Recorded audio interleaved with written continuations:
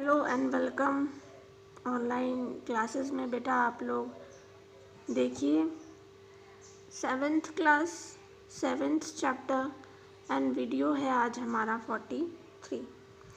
हम देख रहे थे कि किस हिसाब से रोज़ रोज़ मौसम बदलता है अपने हिसाब से। आप यहाँ देखिए, एक लास्ट में हमने एक्टिविटी करके छोड़ दिया था उसे, वो आज हम कंटिन्यू करेंगे कि ये एक पूर्वानुमान है मौसम का, जहाँ पर अधिकतम तापमान दिनांक पूर्वानुमान ये है कि 3 तारीख को लगभग इतना तापमान, 4 को इतना, 5 को इतना, इस तरीके से आपका तापमान यहाँ पर दिया हुआ है। ठीक है, अब इसमें आपसे देखिए क्या कहा है। इसमें 3 अगस्त से 9 अगस्त तक मेघालय शिलोंग में रिकॉर्ड किए गए अधिकतम तापमान को दिखाया है। शिलोंग का है तापमान। इस रिपोर्ट से पता चल रहा है हमें कि न्यूनतम और अधिकतम तापमान जो है प्रतिदिन का वो क्या है। अब इस तापमान को रिकॉर्ड कैसे करते हैं? जब हम 4th चैप्टर पढ़ रहे थे तो हमने देखा था कि तापमापी तैयार करते हैं अलग अलग चीज़ों के लिए। तो इस तरीके के जो तापमापी होते हैं ना, जो तापमान नापते हैं मौसम का, तो उन्हें हम कहते हैं अधिकतम न्यूनतम तापमापी।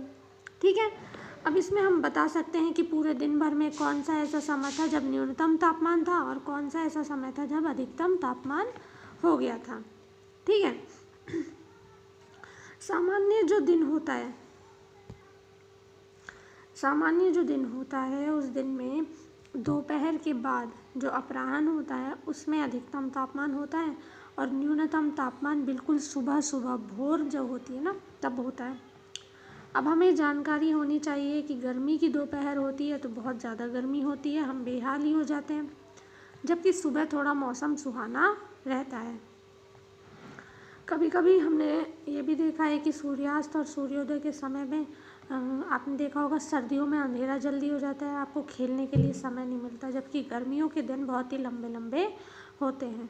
तो इसका क्या कारण है, इसका भी हमें पता लगाना होता है। ठीक है, देखते हैं इसमें क्या होता है। जलवायु क्या होती है? जलवायु मौसम वैज्ञानिक जो बैठे हैं वो प्रतिदिन मौसम संबंधी आंकड़े प्रस्तुत करते हैं हमारे सामने। ठीक है, अब किसी स्थान का मौसम लंबी अवधि का है ना, जैसे 25 वर्ष के लगातार आंकड़े बारिश के, ऐसे अखबारों में आता है ना 25 साल का रिकॉर्ड टूटा, इतनी बारिश हो गई। तो इकट्ठे आंकड़े बना के रखते हैं और उसी पैटर्न को जलवायु कहते हैं। ठीक है, जैसे यहाँ पे देखिए इस तरीके से। ठीक है, अब इसमें हम देखते हैं कि किसी स्थान का तापमान जो है अधिकतर ज़्यादा रहता है तो हम कहते हैं कि जलवायु गर्म है ज़्यादातर, है ना। और कहीं पर अगर बहुत ज़्यादा दिनों में वर्षा होती है तो हम ये कहते हैं कि वहाँ की जलवायु आर्द्र और गर्म है ना, कि मतलब बहुत अगर बारिश होती है और गर्मी भी पड़ती है तो जलवायु आर्द्र और गर्म है ना। अब आपको भारत के 2 शहरों का अगर हम परिस्थितियों का ब्यौरा दें 1 महीने का पूरा, तो देखेंगे हम प्रत्येक महीने के रिकॉर्ड किए गए तापमानों का औसत निकालें।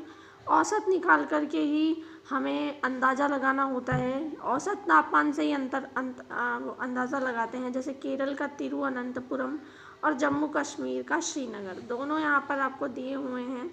ठीक है, न्यूनतम अधिकतम ये देखिए यहाँ पर, ये जम्मू कश्मीर का और ये तिरुवनंतपुरम का। तो देखिए जनवरी में औसत निकालने के बाद कि बहुत ठंड रहती है तो ये तापमान होता है और नॉर्मल टेम्परेचर ये होता है, जबकि बारिश इतनी होती है।